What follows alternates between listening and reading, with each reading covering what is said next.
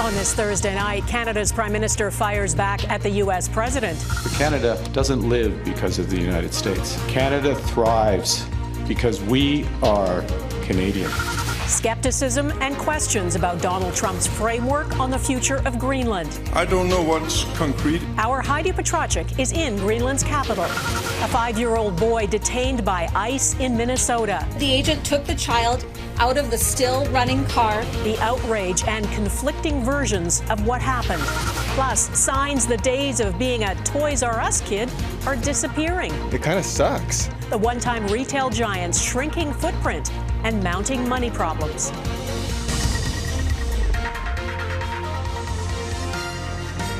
Global National with Donna Friesen. Good evening and thanks for joining us. Canada's Prime Minister, back home after an overseas trip to build relationships beyond the U.S., is pushing back on the American president's claim that Canada is not grateful enough and lives only because of the United States. Mark Carney says Canada is a beacon to the world and in a time of democratic decline can show how rights can be protected. Now, Canada can't solve all the world's problems, but we can show that another way is possible, that the arc of history isn't destined to be warped towards authoritarianism and exclusion. It can still bend towards progress and justice. Carney made those remarks before heading into a Liberal cabinet meeting in Quebec City, where domestic issues are on the agenda. Jillian Piper has our top story tonight. 267 years ago, this ground was soaked with blood. With a military fortress as his backdrop, the Prime Minister trying to rally his political troops. Canada doesn't live because of the United States. Canada thrives because we are Canadian. Mark Carney seemingly returning to an elbows-up approach to Donald Trump at his cabinet planning forum, responding directly to the U.S. president's threat at the World Economic Forum, where he called Carney out by name. But they should be grateful to us. Canada lives because of the United States. Remember that, Mark, the next time you make your statements. Trump rattled by Carney's speech a day before, where the Prime Minister warned against Trump's protectionist policies, something he says Canada can fight against by sticking to our nation's values of inclusivity and fairness. There are long periods of history where these values can prosper unchallenged. Ours is not one of them. Our values must be fought for. While several European leaders have lauded Carney's calls for pluralism, the U.S. administration is warning that speaking out could cost Canada in the upcoming renegotiations of the North American Free Trade Deal. Canada is just thinking in this arrogant kind of thought. They are playing with a set of rules that they haven't really thought. The Prime Minister did not take questions from reporters, despite finding time for a winter-themed photo op. Prime Minister, have you spoken with U.S. President Donald Trump? Yeah, let's go. Carney only saying in French that he frequently speaks with Trump before walking off, leaving his finance minister to shrug off concerns about whether the government is being short-sighted by potentially further damaging Canada's relationship with the U.S. with no end in sight to American tariffs. I'd say the Prime Minister said a lot of things that people thought, and he had the courage to say it loud. Carney and his cabinet will meet in Quebec City for another day, not just focusing on the changing world order, but also domestic issues like affordability, Donna, something Carney has labeled a key Liberal priority. Okay, Jillian Piper in Quebec City, thanks. Greenland's Prime Minister says he doesn't know what is in the framework of a deal on Greenland that President Trump announced yesterday. Trump claims the deal gives the U.S. total access. Leaders in both Greenland and Denmark, though, say sovereignty is a red line that can't be crossed. How this deal was reached and what it means remains a mystery, though the U.K. did say today there was behind-the-scenes diplomacy between NATO and the U.S. As Heidi Petracek reports from Greenland, people there have been kept in the dark. We don't exactly know what our future is. Greenlanders who've been living under the specter of U.S. President Donald Trump's rhetoric for weeks are relieved he backed away from threats to take the territory by force, but remain skeptical of anything else. We don't know. When he makes a deal, then sometimes he goes back on his word. Trump has asserted to Fox News a deal has been reached through NATO, granting the U.S. permanent access to Greenland. Essentially, it's total access. It's There's no end. But that's news to Greenland's Prime Minister. In terms of the deal there's been talking about, I don't know what's concrete in that deal either. Jens Frederik Nielsen told international media Thursday when his foreign ministers met with U.S. officials and NATO's Secretary General, they emphasized a mutual understanding over the importance of increasing Arctic security, but nothing else. Any talk of American access to critical minerals or increased U.S. military presence, he said, only to be done through respectful dialogue. And any challenge of Greenland's sovereign rights as a part of Denmark, red lines that cannot be crossed. But what appears to be a lack of details shared with Greenlandic leadership has raised ire. NATO in no way has a mandate of its own to negotiate anything around us from Greenland, wrote one Greenlandic member of the Danish parliament. Nothing about us without us. The lesson that we are learning is that Trump cannot be trusted. This former member of Greenland's parliament says even if there is some sort of agreement, I think everyone is going, yeah, we're still going to amp up like security in Europe, of course in Canada, as we heard, everywhere around the world. The PM reassuring Greenlanders that while there is a high-level working group to continue discussions, nobody else than Greenland and the Kingdom of Denmark have the mandate to make deals or agreements about Greenland and the Kingdom of Denmark without us. Right now, we are part of Denmark. Just the way it is right now. I don't want Trump to buy us. We're not for sale. A message Greenlanders stand by no matter what's next. And Heidi is with me now. Heidi, if anyone can understand the unease Greenlanders are facing, it is Canadians because of President Trump's threat to make Canada the 51st state. What are you hearing from people there? Well, Donna, as I've been talking to Greenlanders, I have asked them if they feel an extra connection to Canadians because of this. And former Greenlandic MP Tilly Martinson did say to me that she does feel a stronger kinship with Canada, especially after Mark Carney's speech at Davos. She says since then, she really feels like Canada has made themselves the new heroes of Greenland. Those are her words. And other Greenlanders have shared with me that they feel the support that has been shown to them by Canadians has really made a difference in what continues to be an emotional time for them here. Donna. All right, Heidi Petracek in Nuuk, Greenland. Thank you. Ukraine's president told Europe's leaders today to stand up for themselves, accusing them of being lost and trying to convince President Trump to help them instead of taking action themselves. Volodymyr Zelensky, addressing the World Economic Forum, also demanded greater pressure be put on Moscow. Zelensky met with President Trump, who earlier in the day unveiled his so-called Board of Peace on the future of Gaza. As Jackson Prosco reports, it is off to a tepid start. After days of sowing international discord over Greenland, President Donald Trump tried to play peacemaker in Davos. We're committed to ensuring Gaza is demilitarized, properly governed, and beautifully rebuilt. Launching his so-called Board of Peace, Trump outlined a $25 billion vision for rebuilding Gaza, as Israeli shells continued to fall on the territory. Without security, nobody's going to make investments. Nobody's going to come, build there. We need investments. The board's plans seem speculative at best. Only one European ally, Hungary, has signed on. Nations, including Canada, are still on the sidelines or have refused to join. Yet Trump is already suggesting the board's work could expand to other conflicts and perhaps rival the UN. And I think we can spread out to other things as we succeed with Gaza. Trump's diplomatic efforts extended to Ukraine, where Volodymyr Zelensky flew in for a meeting just before an American delegation headed to Moscow for a meeting with Russian President Vladimir Putin. I had a very good meeting with President Zelensky. Everybody wants to have the war end.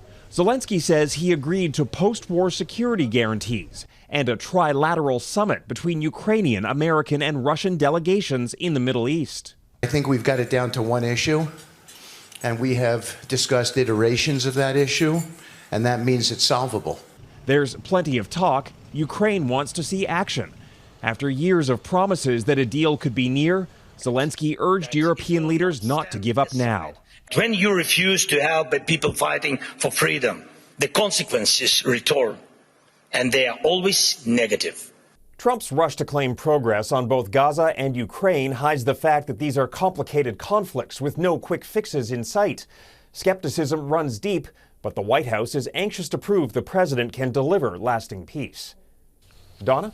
Jackson Prosco in Washington. Thanks, Jackson. The French Navy says it has intercepted an oil tanker in the Mediterranean Sea, suspected of being part of Russia's shadow fleet that bypasses Western sanctions on oil. The French president says the operation was conducted with the help of several allies, including the UK. The ship was traveling from northern Russia. A search of the vessel confirmed it was flying a false flag of a small African nation. It's now been diverted under a French naval escort for further investigation. Marineland in Niagara Falls, which has threatened to kill its captive whales and dolphins, now says it has found them a new home. Canada's fisheries minister is reviewing a request to export 30 belugas and 4 dolphins to aquariums across the U.S. The Marineland Aquarium and Theme Park has been mired in controversy and has been closed since 2019. 20 captive animals have died there. Kevin Gallagher reports on what could happen to those still alive. The health and safety of 30 belugas at the now shuttered Marineland amusement park has long been an animal rights concern. The living conditions at Marineland is awful. The life support system is on life support. Now the federal government is considering a request from Marineland to send these whales and 4 dolphins to several aquariums in the United States, or the financially strapped owners say they will have to euthanize the animals. The fisheries minister's press secretary says the minister was presented with new export permit applications Wednesday and will review them expeditiously. I think that it should be an easy decision for the feds to grant those permits. And frankly, I think it's something that should have been done a long time ago. In October, a plan to send the belugas to a facility in China was denied over concerns the whales would be forced to perform. The Chinese facility is subpar. It's a country with no animal welfare laws, and it's a place where the whales would have been bred. According to the Canadian press, U.S.-based SeaWorld, the Georgia Aquarium in Atlanta, the Shed Aquarium in Chicago, and the Mystic Aquarium in Connecticut are potential new homes. Advocates say the U.S. has stronger animal protections. Back in 2021, Mystic Aquarium took 5 Marineland belugas. 3 have since died from pre-existing conditions. In a statement, the Georgia Aquarium says it's premature for any U.S.-based facilities to formally commit to taking the Marineland belugas. The focus at this stage must be on the animals themselves. The statement did confirm all 4 American aquariums recently sent experts to evaluate the health and social dynamics of the whales. To ensure recommendations made around the future care for the belugas are data-informed and speak to the animals' individual needs. Marineland told the Canadian press the plan is a definitive rescue solution for the whales. While there's no clear indication of what the deadline may be, Marineland says it's working with a narrow window. Kevin Gallagher, Global News. ICE says it's targeting violent criminals in Minnesota. Coming up, the anger about why this little boy has been caught up in it.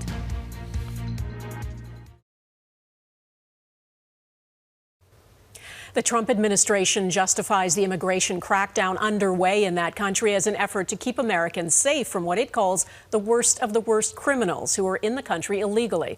But outrage is growing after a 5-year-old boy was among those detained by ICE agents. As Touria Izri reports, school officials say he was used as bait to catch family members.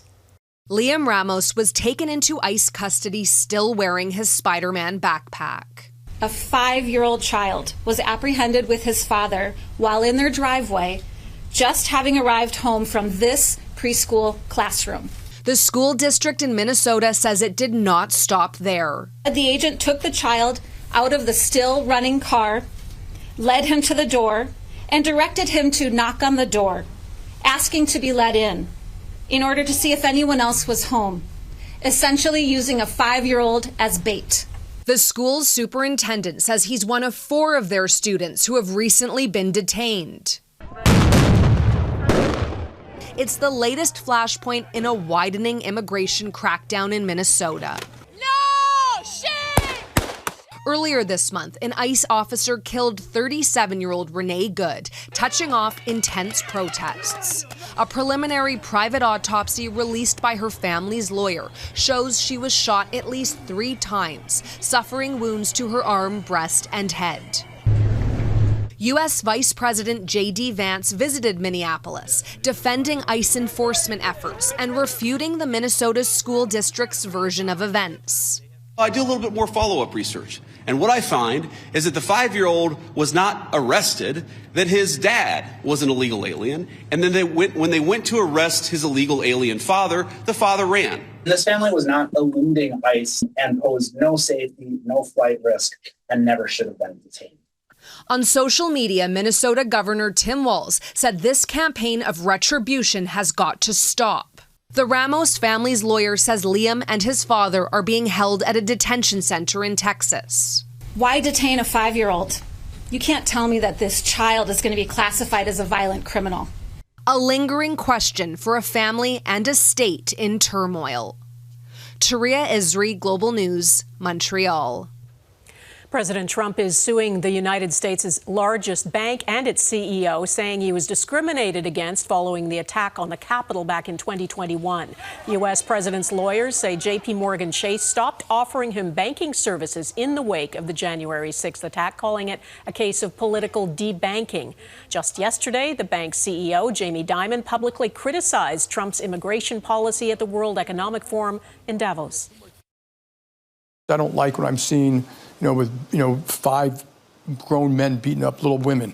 Okay, so I think we should calm down a little bit on the internal anger about immigration. According to court documents, President Trump is seeking at least $5 billion in damages. Toy trouble ahead. Who Toys R Us Canada owes money to and why it might signal the end.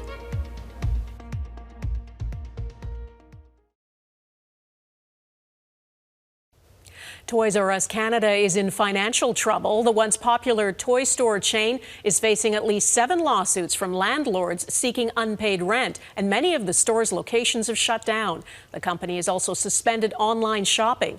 Heather Urix-West explains what's going on with the company. I don't want to grow up. I'm a Toys R Us kid. It's a retail brand steeped in nostalgia for generations of Canadian kids. We used to get all of our toys as a kid from Toys R Us. It wasn't really other places to get them from, right? But times have definitely changed. Those former Toys R Us kids no longer have many places to shop.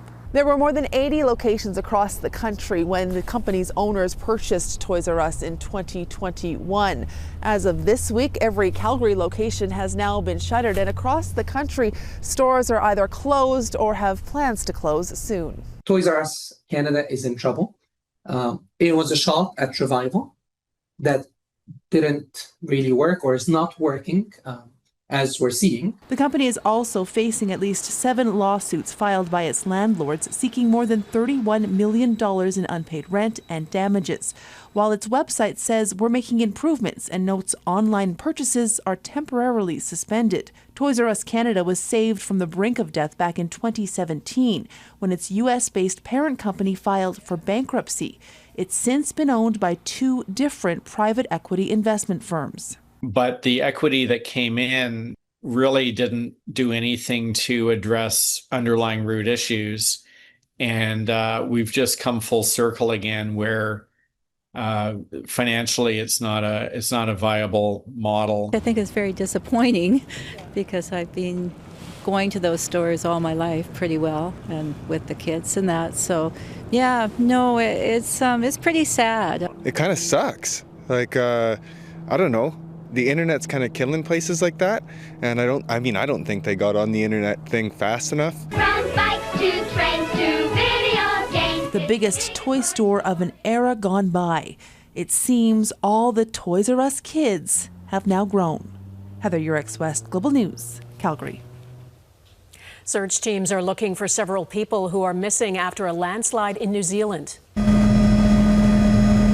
Heavy rain on the North Island sent debris down a hill and onto a campsite in the popular tourist spot of Mount Manganui.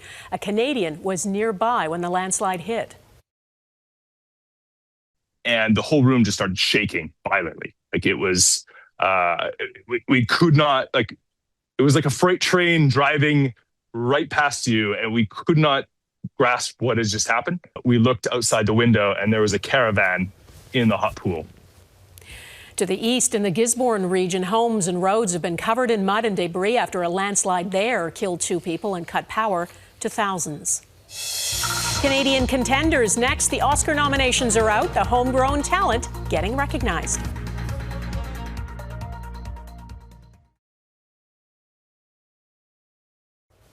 Italy's Olympic organizers now say all the venues will be ready when the Winter Games kick off in just 2 weeks. There are still cranes and construction fences up at the women's alpine skiing venues and sliding center in Cortina. There's still some work being done on the hockey arena in Milan, too, but the International Olympic Committee says it will be ready for competition. The games start on February 6th. And among those carrying the Olympic torch ahead of the opening ceremony will be the stars of Heated Rivalry, Hudson Williams, who is Canadian, and Connor Story. HBO Max made the announcement. It is the distributor of the Canadian-made TV series that has become a huge hit around the world. The nominees for the 98th Academy Awards were announced today. The ceremony isn't until March, but one movie has already made Oscar history.